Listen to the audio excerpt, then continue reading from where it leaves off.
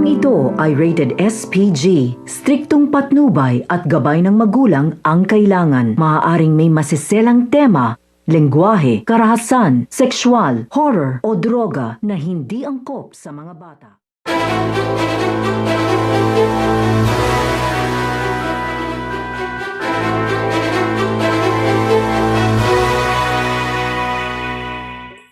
Ang nakaraan nito nga ni Mang Rudy at ito nga si Ricardo dahil mababanggit nga nito nga ni Ricardo sa kanyang anak na ito nga si Gabo ang tungkol nga sa kanyang mga dating kaibigan na ito nga si Ricardo dahil niloko nga daw siya dito dahil kinuha nga daw nito nga ni Ricardo ang lahat nga daw ng ginto na kanyang natagpuan kaya hindi nga daw mapagkakatiwalaan ito nga daw si Ricardo dahil kinuha nga na dito ito nga daw kanyang mga ginto at ito nga daw ang kanyang ipapamana dito nga sa kanyang mga anak. Kaya nga ito nga si Gabo ay nagagalit nga ito sa kanyang mga natuklasan tungkol nga sa inamin nga sa kanya ng kanyang ama nito nga ni Mang Rudy. Kaya nga ito nga si Gabo ay ipaghihiganti nga na dito ito ang kanyang ama at dahil alam na nga na dito ang buong katotohanan ay hindi nga titigil ito nga si Gabo hanggang hindi nga na dito nababawi ang mga ginto na kinuha nito nga ni Ricardo. Kaya nga ito nga si Gabo